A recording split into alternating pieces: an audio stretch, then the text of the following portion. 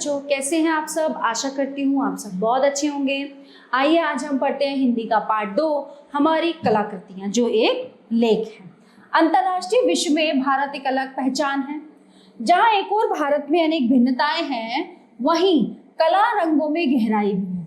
ध्यान से देखा जाए तो हमारी संस्कृति एक विशाल कलात्मक वट वृक्ष है। इसकी हर डाली, हर पत्ती में अलग रंग की खुशनुमा महक है। इस विराट संस्कृति की कलात्मक गहराइयों का परिचय हमारे देश के गर्व को बढ़ाता है। साथ ही नई पीढ़ी का इससे जुड़ना कला को अमृत प्रदान करता है। प्रत्येक मनुष्य के अंदर चित्र बनाने की एक स्वाभाविक इच्छा रहती है। वो अपनी कल्पनाओं और भावनाओं को साकार करने के लिए शब्दों से भी पहले चित्रों का सहारा लेता रहा है। मानव सभ्यताओं के प्राचीनतम चिन्ह गुफाओं में चित्रित हैं। इसी परंपरा ने आगे चलकर विभिन्न चित्रकला शैलियों को जन्म दिया है। आइए भारतीय चित्रकला की कुछ विशिष्ट शैलियों की रोचक जानकारी प्राप्त करें। थंगक कलाकृतियां आध्यात्मिक सोच का साकार सुंदर रूप हैं। इनका सीधा संबंध बौद्ध धर्म से है। भारत में बौद्ध धर्म के साथ इस कला ने तिब्बत में अपनी जगह बनाई। बौद्ध भिक्षुओं ने गौतम बुद्ध से संबंधित विषयों की इस कला का नामकरण थंगक के नाम से किया है। इस शैली के चित्र गहरी भावना का रहस्य खोल लेकर संवारे जाते हैं। बौद्ध धर्म की महायान शाखा के सूत्र का आशावाद और वज्रवाद शाखा के तांत्रिक मूल्यों की सूक्ष्म अभिव्यक्ति है। थंगक कलाकृतियां इन चित्रों के दर्शन मात्र से सांसारिक कष्ट कट जाते हैं।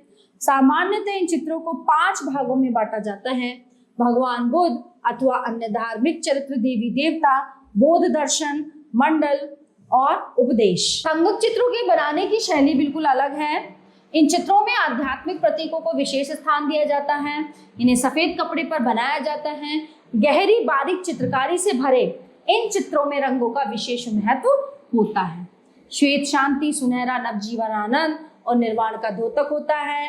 लाल रंग प्रेम और द्वेष दोनों की पराकाष्ठा का तो काला रंग क्रोध, पीला रंग अनुकंपा और हरा रंग चेतना और बोध का प्रतीक होता है।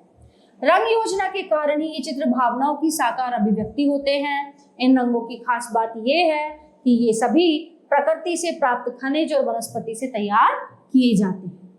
थंगक शैली में बनी कलाकृतियां आस्था, त्याग, समर्पण, प्रेम और गहन धार्मिक विश्वास के साथ ईश्वर की महान शक्ति का रूप मानी जाती है। भारत के तमिलनाडु प्रांत में तंजावुर नाम का एक छोटा सा नगर है। यह एक असाधारण कला के लिए जाना जाता है। इस कला शैली से बने भित्ति चित्र हमारे देश के मंदिरों और विहारों में सुगमता से देखे जा सकते हैं। भित्ति के अतिरिक्त तंजावुर कलाकृतियों की एक लघु चित्र शैली भी प्रचलित है। 18वीं शताब्दी में तंजावुर प्रांत में मराठों का शासन था। मराठा रजवाड़े में कला और संस्कृति को आश्रय और प्रोत्साहन देने की अद्भुत परंपरा थी। इस काल में तंजावुर कला शैली का भरपूर विकास हुआ। तंजावुर कलाकृतियों का मूल फलक कटहल की लकड़ी से बना होता है। मूल फलक पर गोंद के गत्ते को चिपकाकर सूती कपड़ा जमाया जाता है। सूती कपड़े पर चूने के पत्थर का लेप किया जाता है।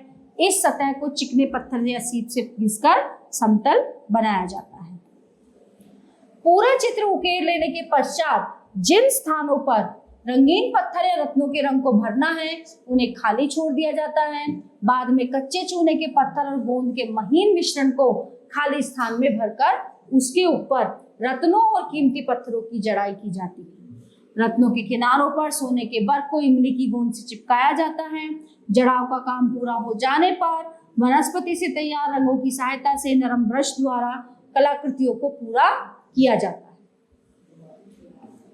तंजावुर चित्रों के विषय धार्मिक और पौराणिक कथाओं से लिए जाते हैं। इस शैली में नवनीत कृष्ण मक्खन लिए बाल कृष्ण की छवि और राम राज्याभिषेक के चित्र सर्वाधिक लोकप्रिय हैं।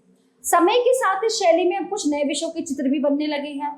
रत्नों में सोने की बारीक कारीगरी के कारण ये कलाकृतियां बहुमूल्य होती हैं। महाराष्ट्र के ठाणे जिले में वर्ली जाति के आदिवासियों का निवास है और इन आदिवासियों द्वारा विकसित लोक कला को वर्ली लोक कला के नाम से जाना जाता है। वर्ली लोक कला की प्राचीनता के बारे में अनुमान लगाया जाता है कि यह लिपि से पूर्व अस्तित्व में आ चुकी है।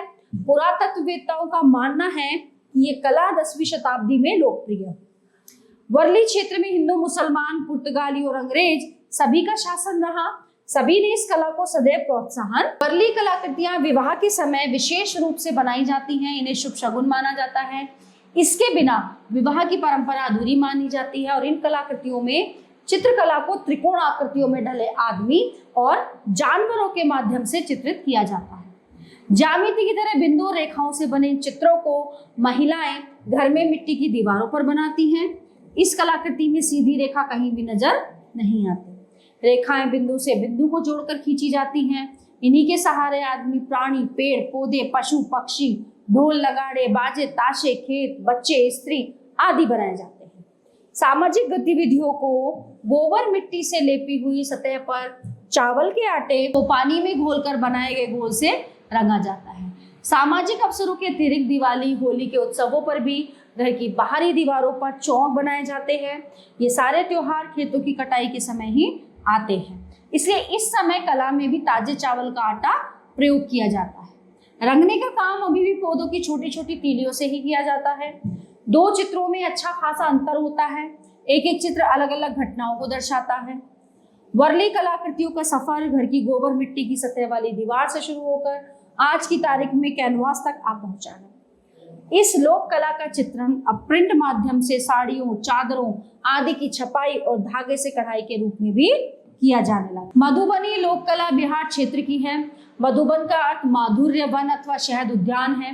राधा कृष्ण की मधुर लीलाओं के लिए प्रसिद्ध इस कला का सीधा संबंध माधुर्य से ही है और ये कला आम केलों के झुरमुट में कच्ची झोपड़ियों से घिरे हरे भरे तालाब वाले इस गांव में पीढ़ी दर पीढ़ी चली आ रही है। ये आसपास के मिथिला क्षेत्र में भी प्रसारित है। विद्यापति की मैथिली कविताओं की रचना स्थली इस कलात्मक अचल में मुजफ्फरनगर, मधुबनी, दरभंगा और सहरसा जिले। मधुबनी की कलाकृतियां तैयार करने के लिए हाथ से बने कागज को गोबर से लीपकर उसके ऊपर वनस्पति रंगों से पौराणिक गाथाओं को चित्रों के रूप में उतारा जाता है। कलाकार अपने चित्रों के लिए रंग स्वयं तैयार करते हैं और बांस की तीलियों में रुई लपेटकर तूलिकाओं को भी स्वयं तैयार करते हैं। इन कलाकृतियों में गुलाबी, पीला, सिंदूरी और सुगापंखी रंगों का प्रयोग होता है। काला रंग ज्वार को जलाकर प्राप्त किया जाता है या फिर दिए की कालिक को गोबर के साथ मिलाकर तैयार किया जाता है। पीला रंग हल्दी और चूने को बरगद की पत्तियों के दूध में मिलाकर तैयार किया जाता है। पलाश या टेसू के फूल से, नारंगी कुसुम के फूलों से, लाल और बेल की पत्तियों से हरा रंग बनाया जाता है। रंगों को स्थायी और समझदार बनाने के लिए उन्हें बकरी के दूध में घोला जाता है। मानव और देवी देवताओं के चित्रों के प्राकृतिक विषय आकृतियां, पेड़ पौधे, पशु पक्षी और ज्यामितीय आकारों को इस कला में विशेष स्थान दिया जाता है। तोते, कछुए, मछलियां, सूर्य, चंद्रमा आदि मधुबनी के प्रिय विषय हैं। भारतीय पौराणिक अवतारों की आधार झलक इनमें स्पष्ट दिखाई देती है। बांस, फूल, कमल, लताएं और स्वास्तिक धन धान्य की समृद्धि के लिए शुभ मानक चिन्ह चित्रित किए जाते हैं। दीवार और कागज के साथ ही कला मिट्टी के पात्रों, पंखों और विवाह के अवसर पर प्रयुक्त होने वाले थाल और थालियों पर भी की जाती है। भारतीय समृद्ध कला परंपरा के ये नमूने हैं। इनके अतिरिक्त ऐसी कला शैलियां विभिन्न अंचलों में प्रचलित हैं। हजारों लाखों लोक कला धर्मियों ने वंशानुक्रमानुसार अपनी जीवन कला को समर्पित किया है। इन कलाकारों के त्याग और समर्पण से ही कलाएं जीवित है। ओके, आशा करती हूँ ये पाठ आपको बहुत अच्छे से समझ आया होगा। धन्यवाद।